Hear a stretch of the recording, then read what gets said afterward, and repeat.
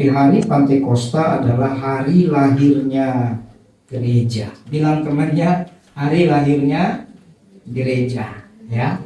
Di mana Petrus berkhotbah, saudara. Dia waktu berkhotbah 3.000 orang bertobat, ya. Jadi gereja sudah ada jauh sebelum ada organisasi-organisasi seperti hari ini. Dan kita bersyukur hari ini di seluruh dunia gereja dengan berbagai sinode, berbagai merek, luar biasa diberkati Tuhan, ya. Jadi saya mau kita dalam gereja memiliki pemahaman yang sama bahwa Pentakosta bukanlah perayaan gereja tertentu, tapi memang memperingati lahirnya gereja. Jadi waktu Yesus datang, saudara, selama kurang lebih 3,5 tahun dia memberitakan Injil, dia sedang memberitakan keselamatan, amin. Tapi gereja itu adalah tempat berkumpulnya orang percaya. Nah, orang percaya mulai berkumpul itu dari 12 murid, mulai pertama berdoa di loteng Yerusalem yang minggu lalu saya sudah sampaikan. Lalu kemudian dari 12 rasul inilah lahirlah gereja setelah Roh Kudus dicurahkan bagi mereka. Amin. Mari saudara buka dulu pembacaan kita hari ini dalam Kisah Para Rasul pasal yang kedua. Kisah Para Rasul pasal yang kedua ayat yang pertama, karena ini hari Pentakosta, jadi kita akan bahas tentang Pentakosta. Kisah Rasul 2 ayat yang pertama sampai yang ke-12. Pentakosta. Ketika tiba hari Pentakosta, semua orang percaya berkumpul di satu tempat. Tiba-tiba turunlah dari langit suatu bunyi seperti tiupan angin keras yang memenuhi seluruh rumah di mana mereka duduk. Dan tampaklah kepada mereka lidah-lidah seperti nyala api yang bertebaran dan hinggap pada mereka masing-masing. Maka penuhlah mereka dengan Roh Kudus. Lalu mereka mulai berkata-kata dalam bahasa-bahasa lain seperti yang diberikan oleh Roh itu kepada mereka untuk mengatakannya. Waktu itu di Yerusalem diam orang-orang Yahudi yang saleh dari segala bangsa di bawah kolong langit. Ketika turun bunyi itu, berkerumunlah orang banyak. Mereka bingung karena mereka masing-masing mendengar rasul-rasul itu berkata-kata dalam bahasa mereka sendiri. Mereka semua tercengang-cengang dan heran lalu berkata, bukankah mereka semua yang berkata-kata itu orang Galilea?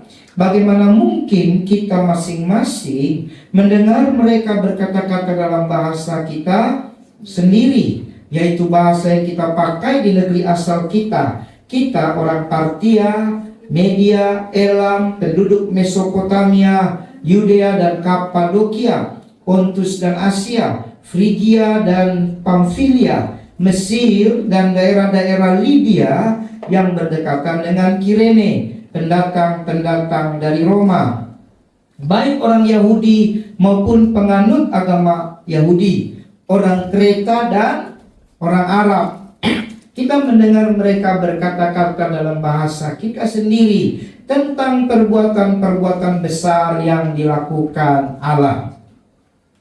Mereka semuanya tercengang-cengang dan sambil termangu-mangu sambil berkata seorang kepada yang lain, apakah artinya ini? Amin. Jadi Bapak Ibu, gereja itu hatinya Tuhan. Keselamatan itu hatinya Tuhan. Dan ternyata keselamatan itu biasanya dimulai dari gereja. Zaman perjanjian lama, saudara, gereja itu tidak seperti gereja setelah Pantekosta. Zaman perjanjian lama, orang hanya datang beribadah, makanya disebut bait Allah. Betul ya? Dengan begitu banyak aturan-aturan, ya, aturan-aturan yang kalau kita renungkan baik-baik sangat susah untuk kita lakukan 100%. Waktu lalu saya pernah berkhotbah, bayangkan ada perayaan selama belasan hari, setiap hari kasih 12 ekor lembu sapi, ya, 14 ekor, dan ada burung. Lalu hari berikutnya turun jadi 11, turun lagi jadi 10. Bayangkan, tapi yang 14 kambing domba tidak berubah. Kira-kira ada yang mau beribadah seperti itu? Pasti tabungannya habis semua. Betul ya? 1 ekor lembu bukan murah. Kalau lembu 1 juta mungkin masih orang-orang berduit masih sanggup. Tapi 1 ekor lembu itu puluhan ratusan juta ya. Tergantung tempat, berat dan sebagainya. Kalau saudara setiap hari ini 12 ekor, besok 11 ekor, besok 10 ekor, sampai hari terakhir saudara, maka saya percaya kita semua tidak punya tabungan lagi. Betul ya? Nah, tapi semua dilakukan Tuhan demi manusia itu menemukan keselamatan. Perhatikan baik. Karena sebenarnya kita ini sudah tertolak Bapak Ibu. Kita ini sudah diusir dari Taman Eden. Kita ini sudah tidak kudus lagi. Ya, jadi kalau yang tidak kudus ketemu yang kudus, maka binasa. Tapi kemudian saudara, Tuhan Yesus yang baik, Tuhan Allah Bapa, Tuhan yang pencipta langit dan bumi, Dia memikirkan satu karya supaya manusia itu bisa kembali kepada rencana Tuhan, segambar serupa, bisa kembali dengan rencana Tuhan, tinggal bersama-sama Tuhan. Amin. Makanya Dia datang sebagai pribadi yang lain, pribadi yang memiliki tubuh, pribadi yang memiliki darah dan daging. Karena kalau Tuhan itu adalah roh, Dia tidak punya darah dan daging. Tapi bisakah Tuhan menjadi pribadi yang memiliki darah dan daging? Saya mau tanya. Bisa. Ciptakan matahari bisa. Jadi kalau ada orang bertebak, kok Tuhan 3? Tidak, saudara. Mereka lupa, dukun saja bisa bikin orang sakit kok. Dukun aja bisa bikin orang tambah kaya kok. Betul ya? Masa Tuhan pencipta alam semesta Dia tidak bisa menjadi satu pribadi yang memiliki darah dan daging? Kenapa Dia harus memiliki darah dan daging? Supaya hukum-hukum perjanjian lama, korban-korban yang begitu berat itu disempurnakan dalam dirinya. Itu sebab semua orang yang percaya Yesus tidak lagi lakukan korban yang seperti itu. Korban yang dilakukan oleh orang-orang percaya Yesus adalah korban ucapan syukur. Amin. Dengan apa? Ikut firman Tuhan, hidup baik-baik, berikan persembahan, tidak hitung-hitungan. Ini kadang kalau kekristenannya tidak belajar baik atau tidak mau tenangkan hati, tidak mau rendahkan hati, saudara. Dia pikir dia kasih persembahan biar selamat. Ini salah. Persembahan apapun yang kamu berikan kepada Tuhan, apapun istilahnya, kolekte, janji iman, apalagi pembangunan gereja, misi, memberkati orang miskin, memberkati hamba Tuhan, memberkati pekerjaan Tuhan, persepuluhan, apapun terserah saudara mau pakai istilah apapun. Alkitab mengajarkan berikan sebagai ucapan syukur. Berikan dengan iman, bukan berikan kalau aku tidak kasih persepuluhan maka belalang pelahap datang. Kalau aku tidak kasih persepuluhan maka belalang pelompat datang. Kalau aku kasih maka aku tambah kaya. Kau jangan main matematika sama Tuhan. Hari ini saya mau ajar saudara, itu semua salah, pemahaman yang tidak tepat. Dan jangan juga saudara perkosa apa yang saya sampaikan ini. Bukan berarti dengan itu, sudah kalau begitu, ya ucapan syukur saya cuma sedikit sekali. Saudara baca di kotak itu. Barang siapa memberi sedikit, dia juga dapat sedikit. Barang siapa menabur dengan air mata, dia akan menuai dengan sorak-sorai. Kata menabur dengan air mata, ini bicara ketaatan. Dia lagi tidak punya, tapi dia belajar. Dia pernah baca firman, dia pernah dengar firman. Memberi persembahan, misalnya ada orang miskin, dia mau kasih, tapi dia mikir kalau saya kasih, saya juga bagaimana? Betul ya? Tapi karena ada Roh Kudus di hatinya, ini sebentar kita belajar, dia taat. Itu namanya memberi dengan menabur dengan air mata. Orang seperti itu, percayalah Tuhan pelihara. Katakan amin. Begitu juga dengan saudara mau belajar memberi apapun buat pekerjaan Tuhan. Jangan pakai hitung-hitungan. Jangan pakai logika. Ingat, kekristenan bukan logika. Ketika kamu terima Yesus, itu sudah tidak masuk logika. Amin. Hikmat dengan logika beda. Logika itu dari akal, hikmat itu dari Tuhan.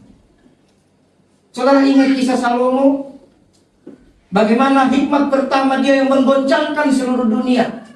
Ada 2 orang ibu berantem, betul ya? Masing-masing punya anak. Yang satu anaknya mati, yang satu anaknya masih hidup. Yang anaknya mati, ibu itu tukar. Nah ini kan ketahuan waktu tukar sadar ibu ini tidak sayang anak. Betul ya? Ini punya simbol nubuatan saudara. Ada ibu-ibu yang hatinya tidak takut Tuhan. Ya, atau manusia secara umum kita. Dia rela menukar berkat yang sebenarnya hanya demi kenyamanan dunia. Ini sama seperti Esau, dia menukar hak kesulungannya dengan semangkuk apa? Kacang merah. Saya lagi curiga kenapa kita tidak pernah makan sop kacang merah. Berenebon ya. Jangan-jangan jemaat takut dipikir jual hak kesulungan. Enggak saudara, itu kisah nyata. Teladan kita belajar, bukan berarti saudara tidak boleh makan sop kacang merah. Itu kalau kita jalan-jalan atau orang Manado yang masak berenebon ya, wah itu mau pakai daging yang halal atau yang haram semuanya enak. Karena bagi orang Kristen semuanya halal, asal dimakan dengan ucapan syukur. Ya, jadi saudara, Yesus dia memiliki darah dan daging, dia jadi korban buat kita. Amin. Jadi saya juga mau sampaikan begini, kalau saudara mau hitung-hitungan dalam bicara memberi persembahan apapun modelnya, saudara baru beri persembahan berapa tahun sih? Saya mau tanya. Orang tua kita ada yang paling senior 81 tahun, ada di rumah karena kondisi kesehatan. Mama opung lamaris boru Simanjunta. Betul ya? Taruhlah beliau sudah memberi dari umur 0 tahun, dari umur bulan. Kira-kira ada orang bayi memberi, mana itu anaknya Ibu Mama Jovi lah. Jovi sudah bisa memberi. Bisa kalau dipaksa mamanya. Kalau mamanya lupa, dia bawa lari-lari. Betul enggak? Yosef mana Yosef? Yosef bisa memberi. Bisa kalau diawasi sama mamanya. Nah itu. Kalau nggak diawasi, udah dihitung persembahan, dia merusak pembukuan. Udah dihitung nih catatan nih, mana bendahara pusing pasti. Tante lupa, udah masuk catatan, lupa katanya coba. Karena anak-anak belum mengerti. Tapi oke lah. Taruhlah Anda memberi dari kecil, berarti kita cuma memberi berapa tahun? 80 tahun. Betul ya? Tapi kalau mau jujur, kita tidak pernah memberi selama 80 tahun. Rata-rata kita baru mungkin mulai memberi dari uang kita saat kita mulai bekerja, menghasilkan uang kita sendiri. Betul ya? Bahkan sampai kuliah pun kemungkinan pemberian kita itu kita sisa-sisakan dari jatah yang orang tua kasih buat kita. Betul ya? Tapi sudahlah, kalau saudara memberi 80 tahun, saya mau tanya, sebelum kamu tahu memberi, Tuhan sudah memberi. Apa yang dia beri? Darah dagingnya. Dia berikan darahnya di salib. Amin. Dia berikan nyawanya bagi saudara. Lalu saudara masih hitung-hitungan. Ini gara-gara ini akhir zaman ini setan lagi mencoba merusak pikiran orang Kristen. Sehingga orang Kristen itu seperti Alkitab bilang, di akhir zaman mereka akan mengumpulkan orang-orang yang menyenangkan telinganya. Tahu nggak yang menyenangkan telinga? Nonton short. Tahu nonton short? Potongan video. Pendeta A membahas 3 menit, 2 menit. Tonton lagi pendeta B 2 menit, 3 menit. Pendeta C. Lalu datanglah konten kreator yang mengedit semua khotbah pendeta ABC. Lalu menyimpulkan. Nah, padahal pendeta A mungkin maksudnya berbeda. Dia khotbah mungkin 1 jam. Betul ya? Pendeta B khotbah mungkin 50 menit. Pendeta C mungkin khotbah 45 menit. Tapi karena kita sudah tidak lagi mau mendengar firman dengan baik, kita lebih memilih konten kreator yang menggabungkan 3 pendeta, 4 pendeta, 5 pendeta dalam 3-4 menit. Lalu kita diajar oleh pengajaran seperti itu. Bisa paham Bapak Ibu? Ini tidak boleh terjadi demikian, saudara. Firman tetaplah firman. Amin. Yesus waktu dia mati buat saudara, dia berikan darah dagingnya, dia tidak pernah hitung. Waktu dia dipukul sama perwira, siapa namanya? Romawi kan? Karena mungkin waktu itu Roma menjajah Yerusalem. Waktu dipukul, bisa saja Yesus pas dipukul dia mengelak, bisa nggak? Tidak kenapa. Kenapa dia mengelak? Mungkin dia tidak suka, mungkin dia tidak mau selamatkan orang apa tuh? Roma, Italia. Tapi siapapun yang pukul tidak peduli. Tuhan terima. Kenapa dia mau selamatkan semua kita? Amin. Jadi mari kita merubah paradigma kita. Ya, kita rubah baik-baik. Nanti kita sampai ke situ. Nah, ternyata saudara, Yesus sudah selesaikan sehingga pribadinya itu yang adalah Allah itu saudara kemudian naik ke surga. Lalu dia pernah berjanji waktu dia masih hidup, aku tidak akan tinggalkan kamu piatu. Amin. Aku tidak akan tinggalkan kamu sendiri. Ini yang menjadi pertanyaan oleh rasul-rasul waktu itu. Bagaimana caranya Tuhan yang sudah mati tidak tinggalkan lagi. Makanya waktu bangkit mereka itu terpukau. Yesus bangkit, wah hebat.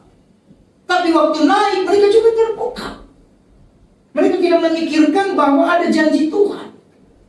Sampai akhirnya Tuhan pakai malaikat untuk mengingatkan mereka.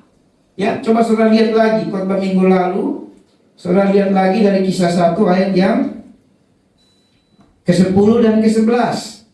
Ketika mereka sedang menatap ke langit waktu ia naik, Yesus naik, tiba-tiba berdirilah 2 orang berpakaian putih dekat mereka dan berkata kepada mereka, hai orang Galilea, mengapa kamu berdiri melihat? Nah, banyak orang suka terpukau melihat ke langit. Memang orang Kristen ini suka dengan yang keren-keren, spektakuler itu saudara. Amin. Tapi mereka kadang lupa ada janji Tuhan. Dan janji Tuhan itu digenapi dengan yang kita peringati hari ini, bahwa dia tidak tinggalkan kita piatu karena ada pribadi lain. Ya, bukan 3 orangnya, hakikatnya satu, tapi pribadi. Karena Yesus tidak mungkin tinggal, Yesus kan satu, betul ya? Kita manusia ada berapa miliar sekarang? Kurang lebih 7M data terakhir itu. 7 miliar. 7,5 miliar sudah di tahun 2024 ini, 2025 sekarang ya. Nanti saudara cek Google lah. Jangan tanya saya, masa pendeta ngurusin hitung jumlah sensus penduduk ya. Saudara tanya ahlinya lah. Tapi di Google di mana-mana ya kurang lebih 7M sekarang. Jadi kalau Yesus yang menyertai itu, yang memberikan darah dagingnya juga, dia juga yang menyertai, maka akan ada 7 miliar Yesus kan? Betul kan? Kita di sini saja berapa ratus ribu orang. Haleluya. Amin. Iya kan? Berarti di satu gereja, satu komunitas saja berapa Yesus? Di samping Bapa ada Yesus, samping Ibu ada Yesus kan? Samping Ibu ada Yesus, samping Bapa ada Yesus. Ini merah semua. Merah. Ada Yesus semua. Lah gimana? Nah, memang Yesus itu menyertai, tapi dia datang dalam pribadi yang lain. Paham ya? Yesus juga, tapi pribadi yang lain. Pribadi yang tak kasat mata, pribadi yang bisa tinggal dalam kita.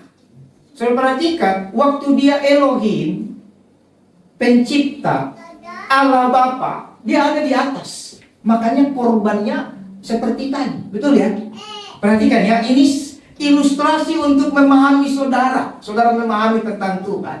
Waktu kita jatuh dalam dosa, karya Tuhan ya, itu memberikan hukum supaya kita bertobat, supaya kita selamat. Betul? Karena dia masih tetap tinggal di atas, makanya disebut Allah yang Maha Besar.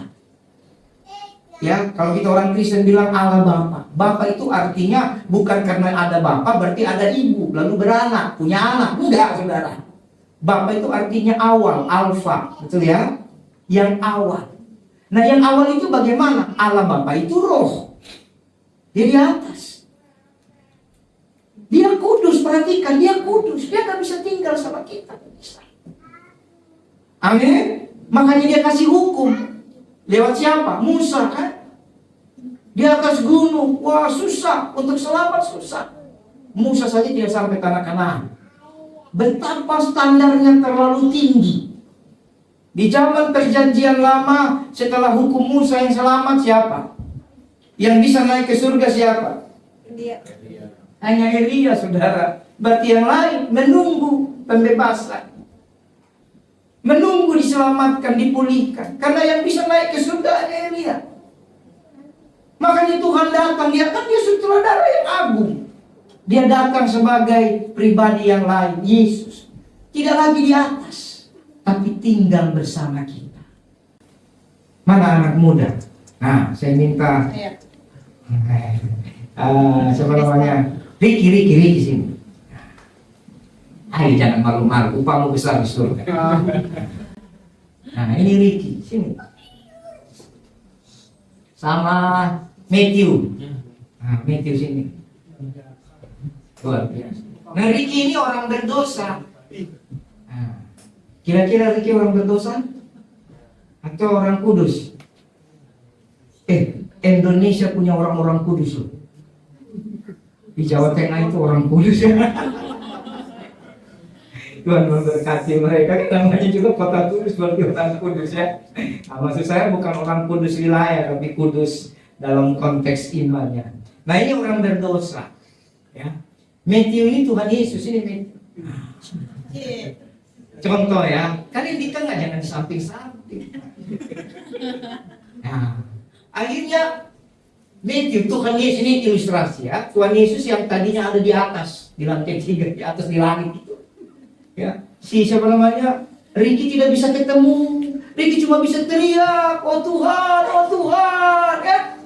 Sekarang dia ada di samping Matthew, betul ya? Inilah namanya pribadi yang lain ya. Yesus, itu sebab Tuhan Yesus mati di salib karena dia menyertai. Nah, Tuhan Yesusnya boleh duduk. Orang berdosanya jangan. Nah, Tuhan Yesusnya kan kemudian naik ke surga. Betul ya? Setelah Tuhan Yesus naik ke surga, Tuhan Yesus pernah berjanji, "Aku akan menyertai kamu, aku akan kirimkan penolong yang lain." Gimana caranya? Sementara dia sudah naik ke surga, dia kirimkan penolong yang lain. Nah, kalau ini nggak bisa diilustrasikan. Penolong lain itu namanya Roh Kudus. Siapa? Roh Kudus itu tidak seperti tadi di samping, tapi di dalam hati, sentuh hatimu. Nah, save the lost. Wih, luar biasa. Kasih tunjuk bajumu sama kawan-kawan. Nah, itu ayat Alkitab. Save the lost, Luke 19. 19. Luke 19 verse 22. 20. Kerennya begitu. Nah, jadi dia tinggal di dalam. Jadi Allah Bapa itu bukan bicara punya istri lalu punya anak. No. Namanya Bapa karena permulaan segala. Saya mau tanya. Boleh duduk nak? Bapa mobil listrik siapa? Ya? Nah, Nicholas Tesla. Kira-kira dia kawin sama mobil listrik? Mama mobil listrik siapa? Noni Tesla. Kan gak ada, saudara. Itu kan istilah. Masa untuk istilah itu orang memahami, tapi untuk istilah iman saudara tidak memahami tentang Allah Bapa.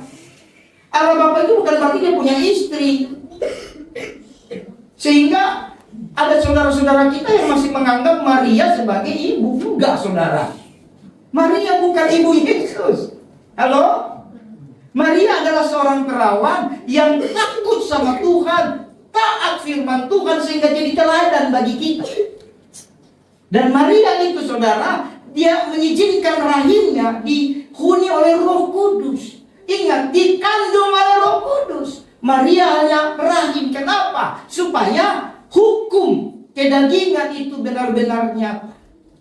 Kalau tidak masuk lewat perut atau rahim seorang perawan Maria yang kita hormati ini, saudara, maka dia bukan Tuhan. Gini, kalau orang Kristen ini kurang jalan-jalan. Saya ini mendoakan terlalu banyak orang. Setan saja bisa menaburkan benihnya kepada orang. Makanya ikut pelayanan, nanti tampilkan yang doa buat bangsa Indonesia. Mulai tanggal berapa nanti? Saudara kalau mau ikut link Zoom-nya nanti dibagikan. Tanggal berapa itu? Nah, 11, 12. Bahkan setan sendiri bisa ambil apa namanya? Kandungan orang.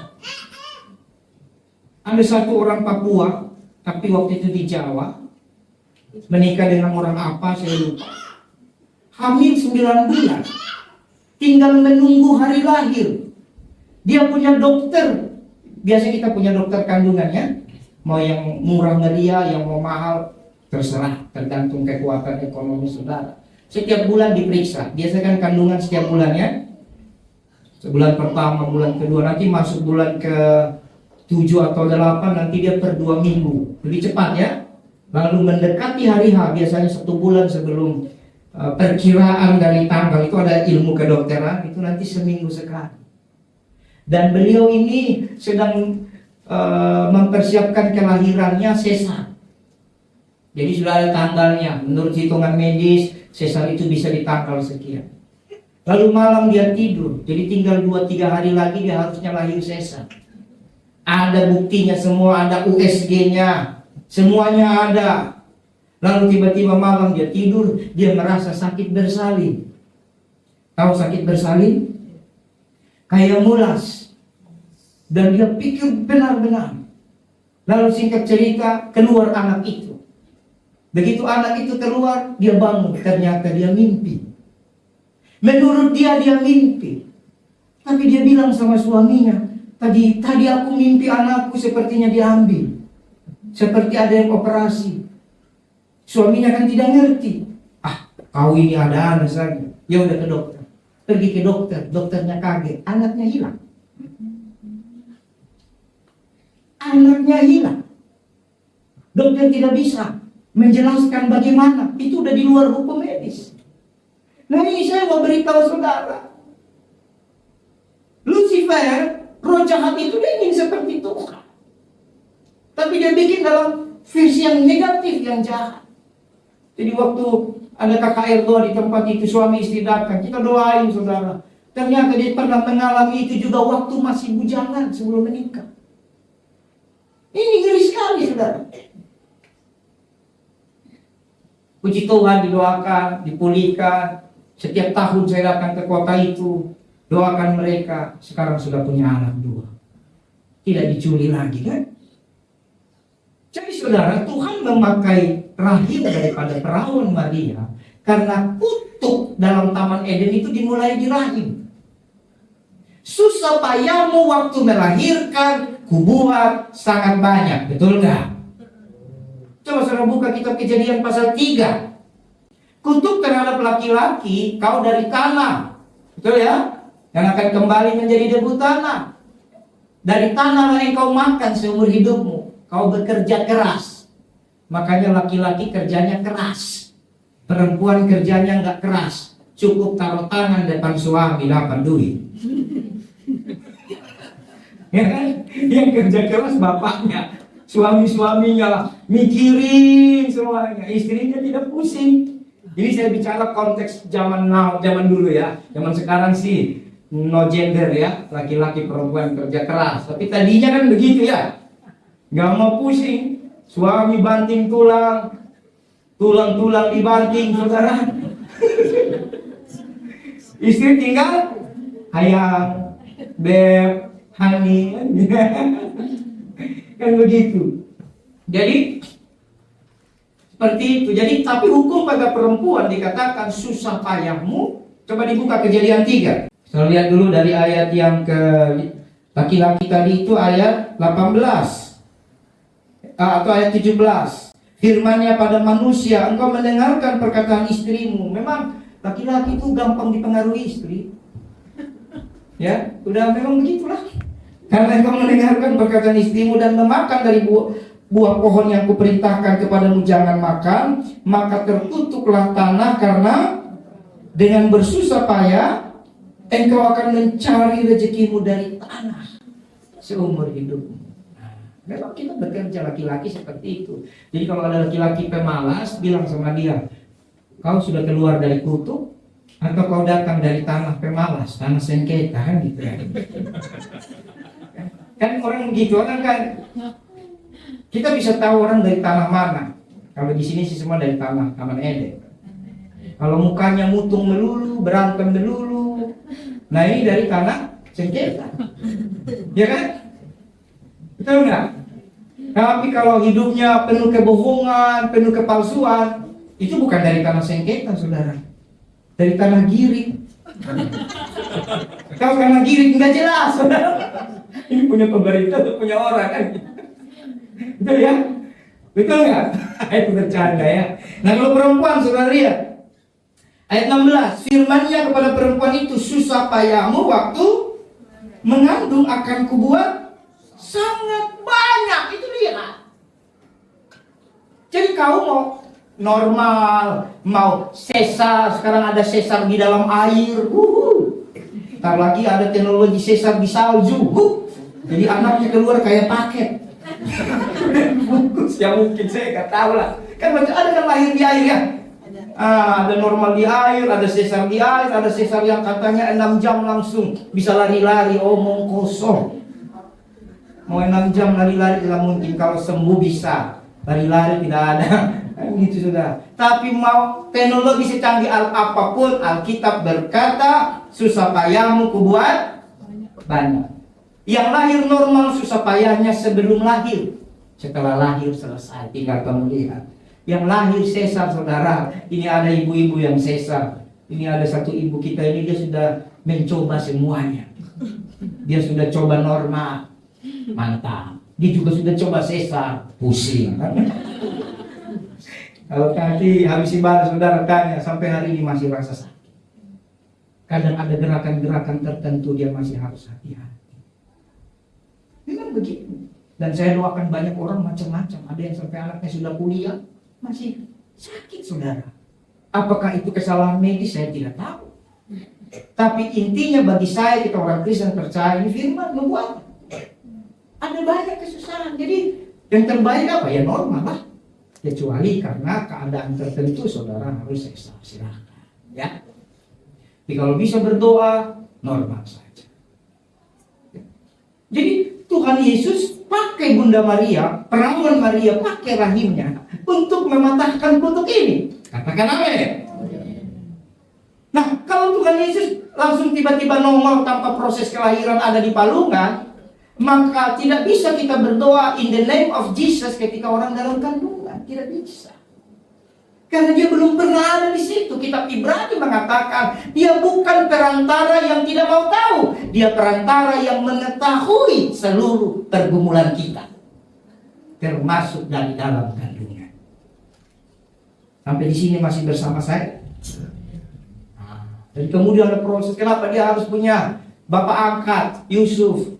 Dia mau kasih tunjuk bahwa dari anak-anak harus diperkenalkan tentang Tuhan, harus dibimbing, harus dimentor.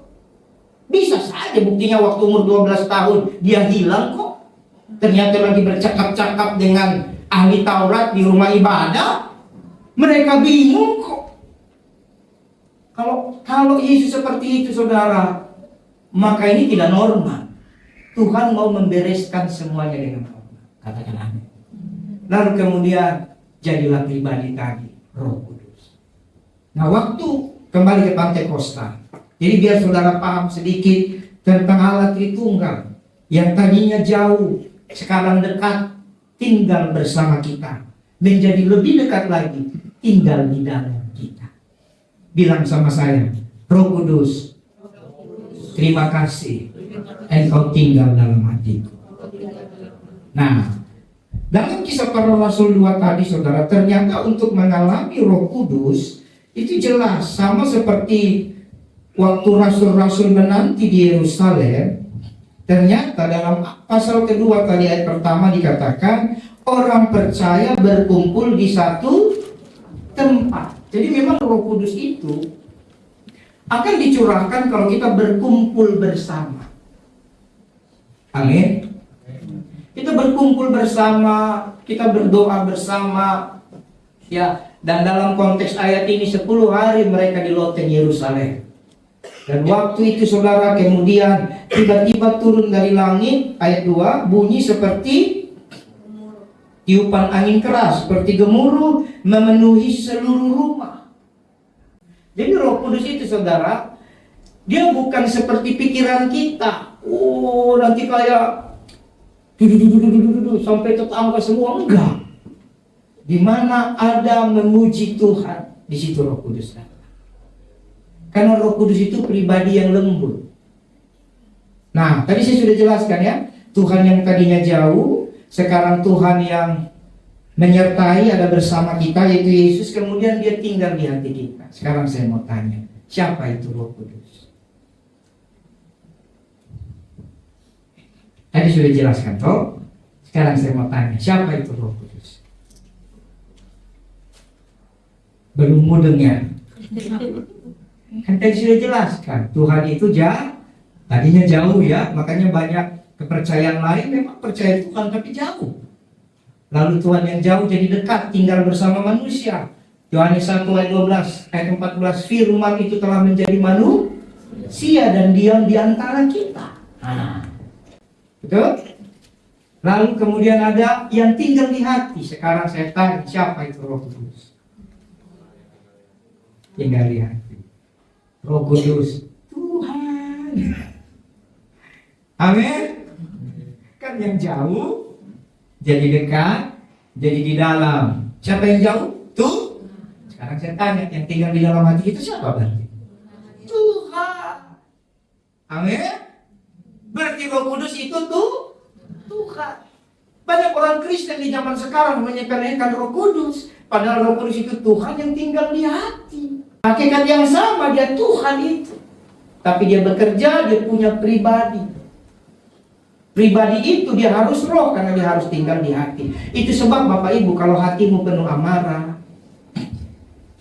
hatimu penuh kebencian, penuh sakit hati, penuh iri hati, Roh Kudus tidak bisa tinggal. Kan dia kudus kan? Betul ya? Kalau masih ada kebencian, ada persoalan, Roh Kudus susah. Dia hanya diam, tapi dia tidak bisa berkarya. Bukan dia tidak bisa tolong, beda, cara kerjanya sudah beda. Waktu Allah yang jauh, yang hebat, cara kerjanya dia paksa kita. Lakukan ini, lakukan ini, lakukan ini. Kalau tidak, mati. Kan gitu. Cara kerjanya begitu. Waktu dia datang jadi juru selamat, terserahlah. Percaya kalau engkau padaku, asal kau percaya selamat. Maka dia mati di sana. Beda cara kerjanya. Roh Kudus nggak gitu lagi. Roh Kudus bilang, kamu sudah dengar semua, kamu sudah tahu semua. Sekarang tinggal hormati saya. Hidup kudus. Hidup kudus, Roh Kudus berkarya. Tidak hidup kudus, bagaimana Roh Kudus berkarya? Halo? Sampai di sini Pak? Nah, jadi Roh Kudus ini saudara yang dicurahkan, dan Roh Kudus ini yang membuat saudara waktu terjadi hari Pentakosta itu saudara, tampak kepada mereka seperti lidah-lidah api bertebaran hingga. Wah, kalau ini bicara satu urapan ya. Ini bicara orang yang dipenuhi Roh Kudus pasti diurapi. Seperti lagu tadi ya. Roh tercurah dari surga ya. Terus bukan ya, api Pentakosta ku punya, itu ya. Ku biarkan menyala. Jadi ada api. Orang yang ada Roh Kudus pasti diurapi. Dan itu terlihat. Ini secara supernatural orang-orang melihat. Tapi kalau saya mencoba secara natural, bukan supernatural, bahwa kelihatan itu jangan mengejar yang supernatural.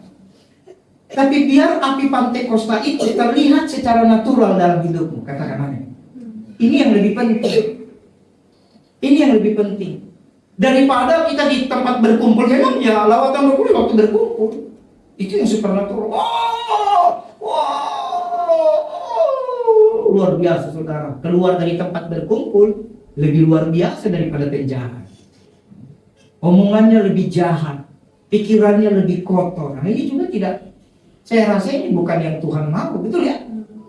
Yang secara natural dan supernatural harus berjalan. Secara supernatural dalam kelompok kita orang rohani, orang Kristen. Tapi secara natural juga harus bisa dilihat urapan bahwa Anda dilawat Roh Kudus. Harus bisa dilihat waktu saudara dalam dunia.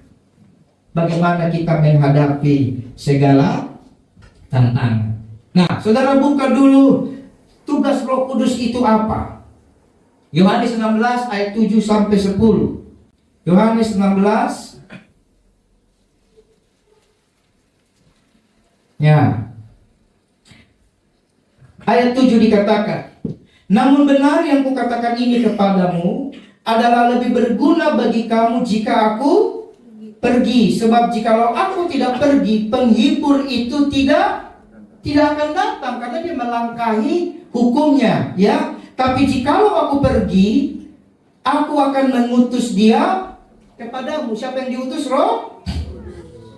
Dan kalau ia datang, ia akan menginsafkan dunia akan dosa, kebenaran, dan akan dosa karena mereka tidak percaya kepada. Kita mulai dari sini. Tugas Roh Kudus yang pertama adalah menginsafkan manusia akan dosa. Jadi ternyata waktu saudara tidak mulai tidak percaya kepada segala firman Tuhan, itu dosa. Ya.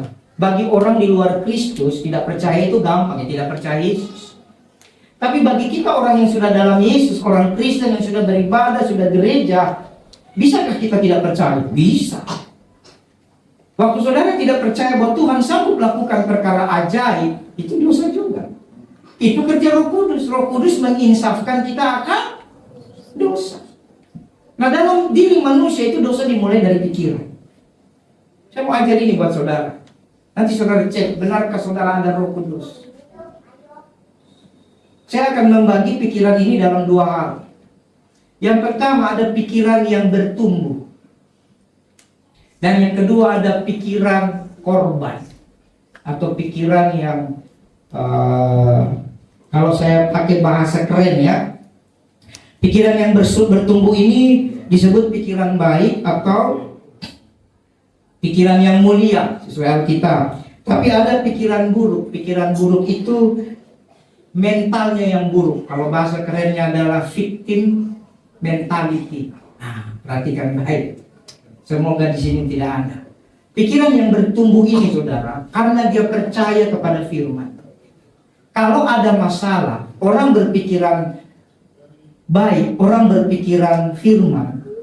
Kalau ada masalah, dia menganggap masalah adalah peluang. Dia menganggap masalah adalah kesempatan untuk Tuhan campur tangan. Tapi kalau orang bermental buruk, pikirannya salah, pikirannya tidak percaya, atau bahasa kerennya victim mentality, ya, kalau ada masalah, pikirannya, apa salahku Tuhan? Dia akan mencari-cari kesalahan, baik dari dirinya, atau orang lain, atau keadaan. Dia akan merasa dia selalu jadi korban. Nah, ini memang karena aku suku ini lah, gimana lah. Coba kalau aku lahir sebagai suku Cina, ini tidak bicara sukuisme ya, pasti aku jago hitung uang. Karena aku suku ini, maka aku nggak jago hitung uangnya, memang sudah begini. Ini salah, saudara. Nah, Roh Kudus di hati kita mencoba memulai merubah pikiran kita ini, saudara. Ya, saudara buka dulu ya. Lukas 1 ayat 17 dikatakan, dan ia akan berjalan mendahului Tuhan dalam roh dan kuasa Elia untuk membuat hati bapa-bapa berbalik kepada anaknya dan hati orang-orang durhaka kepada pikiran. Nah, saya tidak bahas soal hati bapa, tapi saya bahas hati orang durhaka. Jadi orang durhaka ini pikirannya jahat, pikirannya salah. Tapi Roh Kudus akan membuat pikiran yang salah, pikiran durhaka menjadi pikiran orang benar. Contoh, saya kasih contoh. Misalnya ada satu tempat, dia lihat tidak ada yang jualan bakmi. Ini contoh. Lalu dia, kalau orang bermental durhaka, bermental tidak percaya, bermental victim, dia akan bilang, oh pasti karena nggak laku. Betul nggak? Coba kita saya nih. Kalau ada di satu tempat nggak ada yang jualan bakmi, kita ngomong yang simpel-simpel. Orang yang berpikiran tidak terbuka kepada firman Tuhan, dia akan bilang, oh pasti karena nggak laku. Tapi kalau orang bermental percaya, dia akan melihat sebagai kesempatan. Oh, belum ada yang jualan bakmi. Kesempatan. Ini waktunya saya berdoa, saya minta Tuhan campur tangan. Kalau tidak ada modal, dia berdoa. Kalau ada modal, dia berdoa lagi. Supaya mulainya bagaimana. Bisa paham maksud saya? Ini dua perbedaan mirip, saudara. Makanya dikatakan Roh Kudus itu menginsafkan kita akan Dosa. Dosa karena kita tidak percaya kepadanya. Kadang kita bermental victim karena yang kita lihat hari ini, dan hari ini. Padahal Roh Kudus menyertai kamu hari ini, bahkan sampai selama-lamanya. Amin. Tuhan mau kita berubah. Buka lagi. Matius 15 ayat 19. Karena dari hati timbul segala pikiran jahat, pembunuhan, perzinahan, percabulan, pencurian, sumpah palsu, dan hujat. Hati yang adalah tempat daripada Roh Kudus, saudara, itu kalau tidak percaya kepada firman-Nya, maka akan dihuni oleh ini. Halo? Akan dihuni oleh ini. Tapi kalau hatimu kau izinkan Roh Kudus tinggal, maka saudara, Roh Kudus akan membuat yang jahat jadi baik. Ya. Roma 12, tetapi berubahlah oleh pembaharuan budimu, supaya kamu dapat membedakan mana kehendak Allah yang baik, berkenan, dan sempurna. Berubah. Jadi Roh Kudus itu menginsafkan itu supaya kita berubah dari pikiran jahat, berubah dari pikiran kotor, berubah dari pikiran malas, berubah dari pikiran fiktif menjadi pikiran yang mulia. Amin. Menjadi pikiran yang benar. Makanya iman itu dikatakan dimulai dari sebesar biji sesawi. Kalau ada dalam hatimu Roh Kudus, kalau kamu percaya Yesus, mulai dari percaya firman, mulai dari biji sesawi. Kamu tidak mungkin bisa melakukan perkara besar kalau tidak dimulai dari perkara kecil. Katakan amin. Katakan amin. Hai hambaku yang setia, engkau setia karena perkara yang kecil. Mari masuk dalam tanggung jawab yang besar. Iman itu enggak tiba-tiba, Bapak Ibu. Ya, dalam doa malam semalam saya jelaskan, iman tidak tiba-tiba. Tidak tiba-tiba saudara termina bobo dengar khotbah bisa dari saya, bisa dari pendeta-pendeta yang diurapi di luar sana, saudara ikut KKR atau nonton YouTube atau apapun lah, saudara dengar khotbah, percayalah Tuhan sanggup lakukan. Lalu saudara mulai melihat mobil Alphard, Fairfire, mobil listrik yang 1M itu. Tadi aku sangat diberkati oleh khotbah pendeta saya. Tidak ada yang mustahil bagi Tuhan. Roh Kudus, aku percaya Engkau sudah menyinsafkan aku akan dosa, karena itu aku percaya in the name of Jesus, Alphard ini segera masuk ke rumah saya.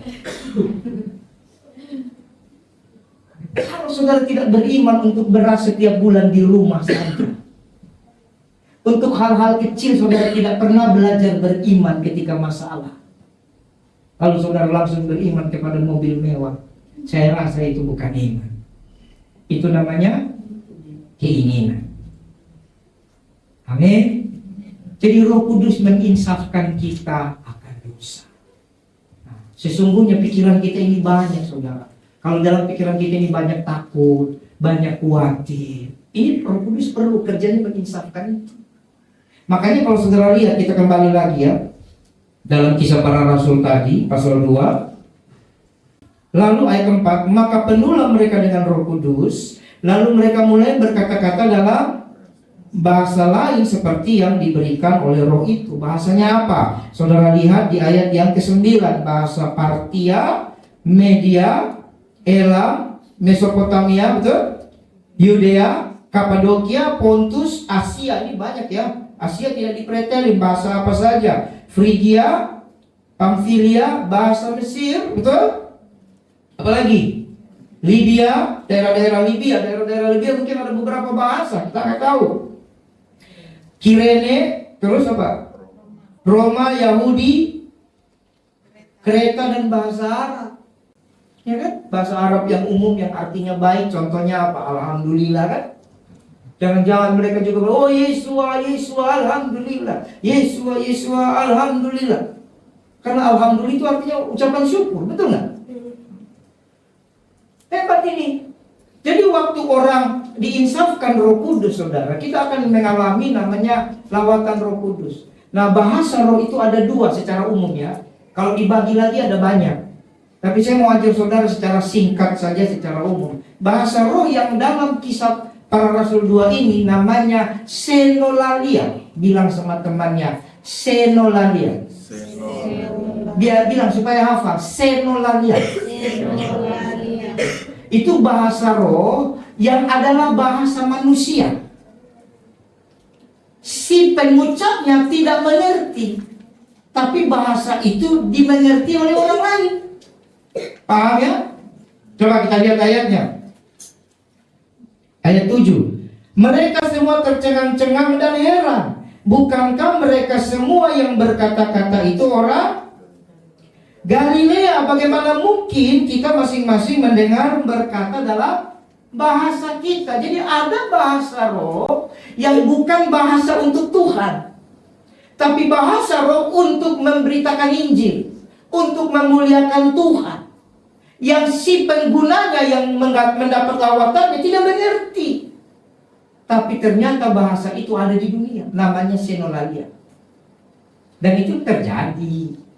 Makanya kita harus banyak baca buku, ya, dengar kesaksian. Jemaat kita ada. Berapa tahun lalu, ini ada nih yang baju merah. Nah, nanti saudara lihat. Tiba-tiba selama beberapa waktu ya, saya lupa itu setengah jam kah, 1 jam, berbahasa Cina asli. Kebetulan waktu itu ada orang-orang Singapura, kita bikin reuni doa, ya seluruh dunia, reuni doa. Tapi waktu itu masih Indonesia dan Asia. Dari Malaysia datang, dari Singapura, Timor Leste, keren loh. Tiba-tiba dalam acara doa itu, salah satu ibu kita berkata-kata dalam bahasa roh. Tadinya bahasa roh yang glosalalia, ya. Jadi yang pertama ada senolalia, yang kedua ada glosalalia. Nanti saya jelaskan. Glosalalia itu bahasa roh yang tidak dimengerti oleh manusia karena dia berkata-kata dengan Tuhan. Tapi senolalia, si pendoanya tidak ngerti. Kami semua nggak ngerti. Wah puji tahu, angpau nalai, wah puji tahu. Nih mau, kira-kira gitu kan, saya nggak tahu. Minta maaf, kan itu bahasa roh. Tapi tiba-tiba ada orang Singapura yang memang berbahasa itu ya, mereka Mandarinnya. Orang Malaysia dari Kuala Lumpur, Malaysia dari Johor Bahru, Malaysia dari Sarawak, dari banyak tempat, ya. Mereka datang mendekat sama ibu ini. Ibu ini tidak mau pusing, dia terus, wah puji tahu, lai, gitu kan. Untung dia tidak bilang wah ini, tiba-tiba ada bilang ini wah atau wah ini tuh, gitu kan. Pokoknya bahasa Cinanya keren. Dan kita sebenarnya kalau rendah hati bisa berasa itu bahasa manusia. Cuma kadang kita langsung punya benteng. Makanya banyak orang, apa sih itu? Coba kalau tenang hati, itu yang lain juga tuh banyak orang-orang juga tidak ngerti. Lalu tiba-tiba datang orang-orang dari Singapura, dari Malaysia, mengerti bahasa Mandarin. Mereka tafsir. Keren loh. Apa itu tafsirnya? Kalau ibu masih ingat kan? Saya juga udah lupa, tapi saya ada catat. Ya, bukunya ada di rumah. Intinya, ada kota di sana, bersukacitalah. Itu, saya ingat yang seperti bersukacitalah. Tuhan akan melawat engkau. Kamu semua yang ada di sini berdoalah, kira-kira begitu. Keren loh. Namanya tafsir, mungkin kalimatnya seperti itu ya. Kalau tafsir itu, dia bukan translate. Contoh, di spanduk kita, doa orang benar sangat besar kuasanya. Nah, tafsir yang benar bagaimana? Bisa begini, doa. Jadi panjang, tapi cuma dapat arti satu, doa atau doa besar kuat. Tapi kalau tafsirnya begini, tafsir itu semacam edit, tapi bukan edit ya. Coba kalau dibuang kata doanya, dibuang kata benarnya, yang dibuang kata doa sama benar, jadi apa? Orang sangat besar kuasanya. Salah kan? Paham ya? Jadi tafsir itu pasti tidak akan salah. Sekalipun bukan terjemahan. Ya, kalau terjemahan, doa orang benar sangat besar kuasanya. Tapi kadang kita diberi Tuhan kasih karunia menafsir hanya 10-20%. Selama tafsirnya doa besar kuasanya atau doa kuasanya. Doa kuasanya itu masih boleh. Tapi kalau ada yang tafsir bilang orang besar kuasanya, wah ini udah benar. Makanya ada karunia menafsirkan bahasa roh. Nah, orang yang karunia menafsirkan bahasa roh, kenapa sekarang di gereja sudah sedikit sekali? Hampir tidak ada. Kenapa, saudara? Apakah karena Roh Kudus tidak kasih lagi? Bukan. Karena Roh Kudus itu lembut, pribadi yang tinggal di hati. Kamu tidak pernah berdoa dengan Roh Kudus. Kamu tidak pernah pakai bahasa roh kalau kamu sudah dikasih. Kalau kamu belum dikasih sih, no comment. Kalau kamu sudah dapat bahasa roh, kamu tidak pernah pakai, lalu kamu minta tafsirnya. Nggak bisa. Siapa yang bisa jadi interpreter? Penterjemah? Kira-kira kita yang bahasa Inggrisnya setahun sekali bisa jadi penterjemah? Bisa. Ibu yang bahasa Inggris cuma tahu yes, no, love, money, money, money. Give me your money. If not, kalau cuma tahunya begitu bisa jadi interpreter? Tidak. Siapa yang bisa jadi penterjemah, interpreter? Dia yang sudah bahasa Inggrisnya aktif, yang tiap hari dia gunakan, betul ya? Tiap hari dia pakai, bahkan dia gali terus. Maka dia bisa jadi penterjemah, betul ya? Begitu juga dengan karunia menafsirkan bahasa roh. Kita gereja sibuk memikirkan, sibuk berdebat, boleh atau tidak? Dalam ibadah bahasa roh boleh atau tidak? Ya. Lalu minta dapat karunia menafsirkan, tidak bisa. Saudara ingat saya kirim video, nanti nonton. Ini tugas besar, proyek besar saya kasih buat WR dan Singer. Sempurnakan lagu itu. Tahun ini harus ada lagu baru. Lalu lagi ibadah doa hari keberapa itu? Atau saudara juga tidak buka grup? Pantasan adem-adem gitu ya. Astaga. Saya punya lagu baru ratusan, saudara, banyak. Bukan dibuat karena ngerti nada, bukan. Roh Kudus salah satu cara bekerja, dia menghibur kita untuk kita memuji Tuhan. Kalau kamu punya pergumulan masalah, Roh Kudus itu hibur kamu. Caranya gimana? Mulai berdoa sama Tuhan. Selain hatimu lega, kalau engkau diberi Tuhan kasih karunia, kau dapat lagu baru. Lagu-lagu Daud itu lagu-lagu dari Roh Kudus. Sekalipun waktu itu bukan konteks Roh Kudus seperti zaman sekarang, tapi dari zaman dulu sudah ada Roh Kudus karena dia Tuhan. Amin. Bukan Daud ambil buku, petik kecapi, C. A minor, kurang enak, ke E minor aja. Kurang enak, ke F aja. Enggak gitu Daud, saudara. Yang terjadi itu sekarang ini, pencipta lagu sekarang rata-rata karena jago musik, rata-rata karena ngerti nada. Mungkin cuma beberapa lagu yang lahir dari hati. Halo? Memang kita lihatnya enak karena mereka jago. Tidak salah, Tuhan beri talenta. Tapi kalau kita menunggu kita jago musik, bagaimana Roh Kudus ajar kita? Saya bicara dalam konteks kita yang tidak jago musik, amin? Tapi kalau saudara mulai berdoa dengan Tuhan, dapat lagu baru. Saya aja lupa nadanya, makanya saya rekam. Coba kita dengar sedikit ya. Masih ada ya? Mana itu? Itu kenalan saudara. Dulu di gereja saya yang lama, banyak sekali saudara lagu-lagu kita ciptakan. Nah, dulu ada lagu doa dari Pak Pendeta John. Kota Niniwe, Tuhan pulihkan. Kota Tangerang sekarang ini. Itu kalau sudah lagu doa untuk kota. Kota Niniwe, Tuhan pulihkan.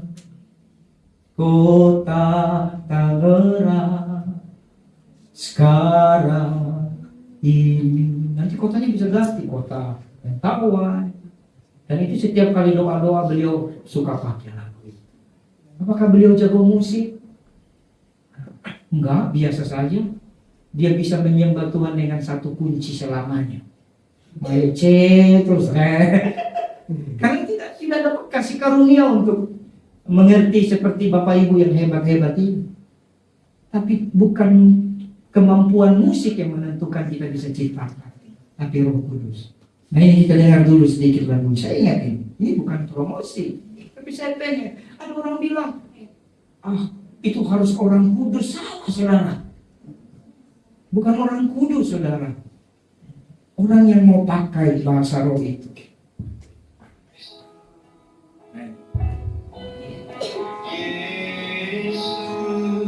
Sederhana lagunya.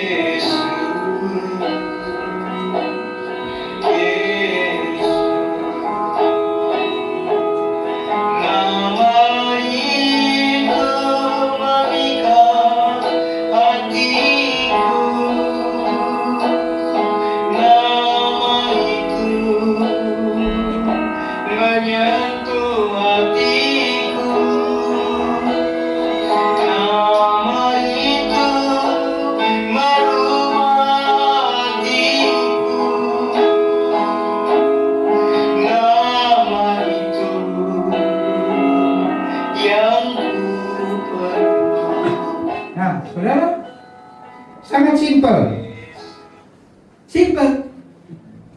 Saudara mau dengar? Saya rekam semua. Di kamar saya main gitar. Tuhan kasih lagu pujian baru. Cuma karena kita sekarang lebih banyak bergerak demi jiwa-jiwa, tidak bisa kita fokuskan menyempurnakan lagu ini. Jadi Roh Kudus itu, saudara, ada yang bisa dimengerti oleh orang. Namanya nanti dia kasih bahasa-bahasa baru, dia kasih lagu-lagu baru di hatimu. Itu Roh Kudus. Jadi lawatan Roh Kudus bukan lagi seperti pemahaman kita yang lama. Amin. Saya rindu, sudah mulai berdoa, masuk kamar doa. Ini rekamannya panjang yang saya rekam. Wah, saya sendiri kalau dengar lagi kapan hari kemarin di sidang majelis daerah, waktu lagi break saya ke toilet, saya dengar. Saya pengen bangun kembali hubungan saya dengan Tuhan. Yesus, betul ya? Yesus, cocok atas Yesus. Dari kamu tidak salah kemarin. Nanti saya ajar kuncinya. Ya, kan? Yesus,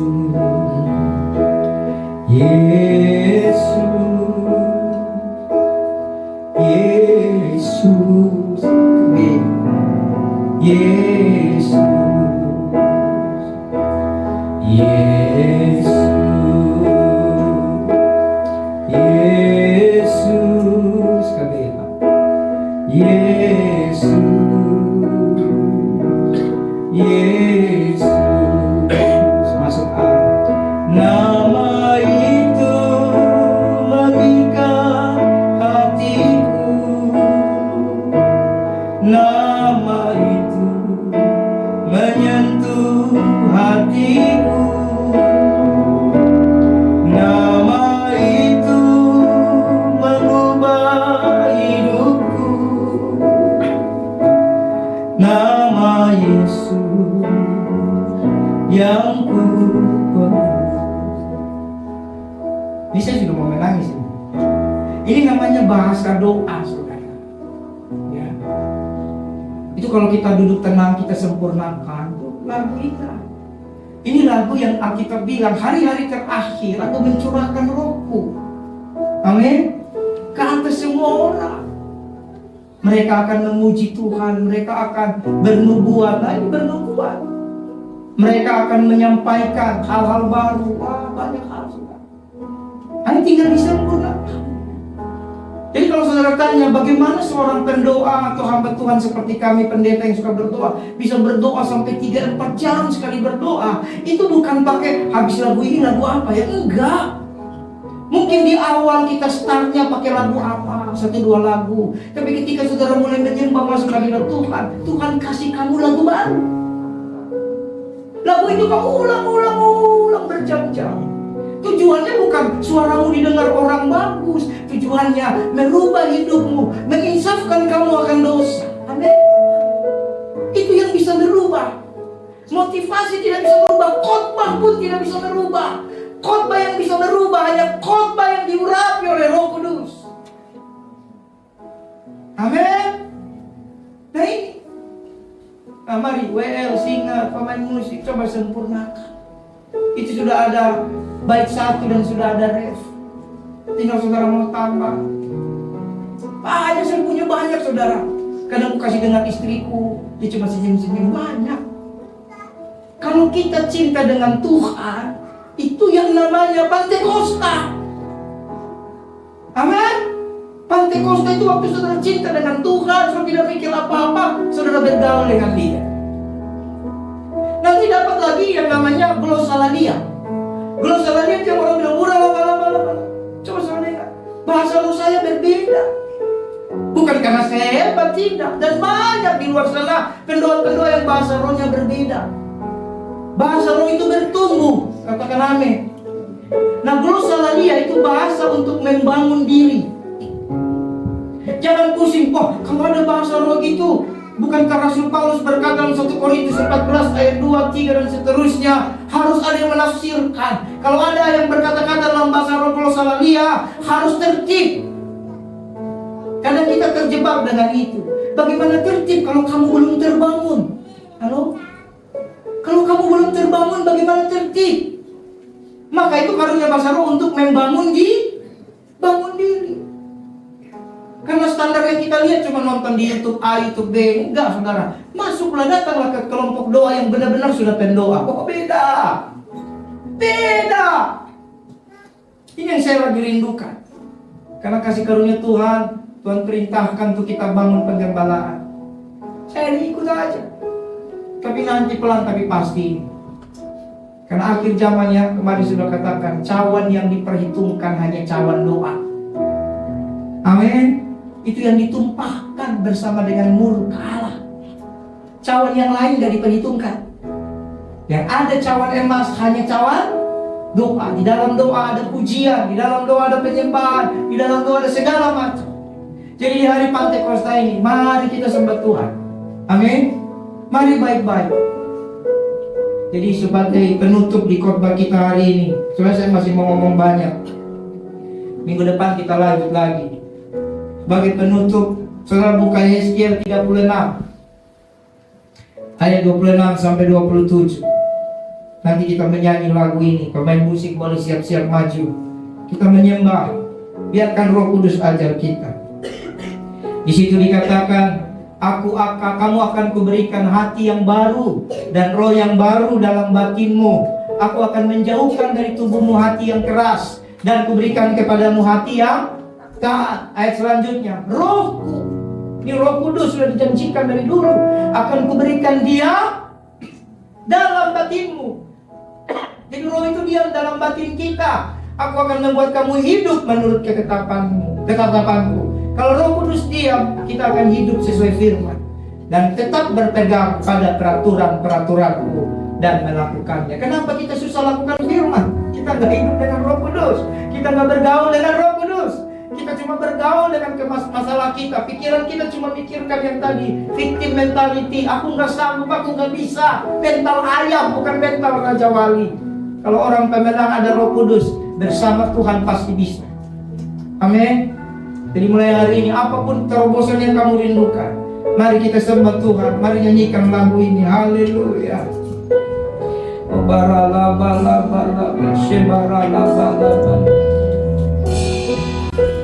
Yesus, Yesus, Yesus, Yesus, Yesus, amen, amen, haleluya, Yesus,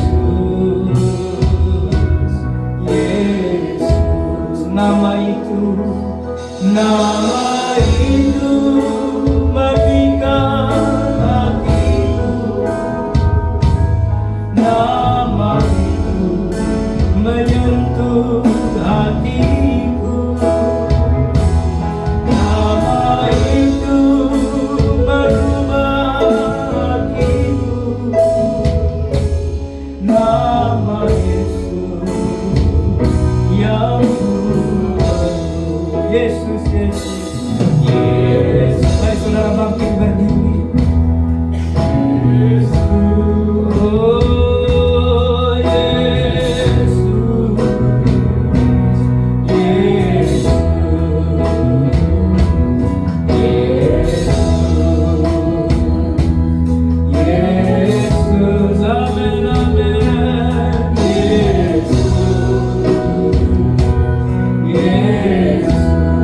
Nama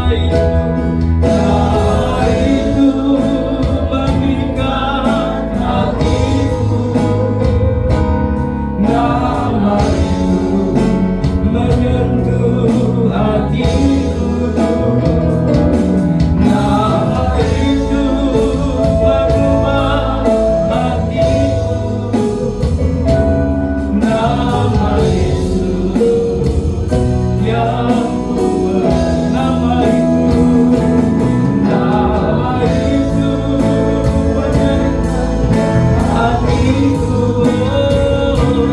Nama Yesus menyentuh hatiku.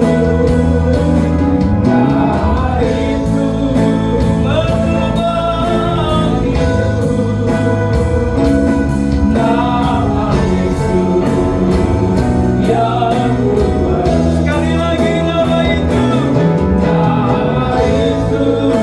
mengikat hatiku. Nama itu menyentuh hatiku. Nama itu merubah hatiku. Nama Yesus yang kuat. Mari sama-sama jemaat di hari pencurahan Roh Kudus, mari nyanyikan sekali lagi dari awal sebagai tanda engkau sudah ditebus oleh Yesus. Jadikan lagu ini sebagai doamu di hadapan Yesus. Amin. Oh, haleluya.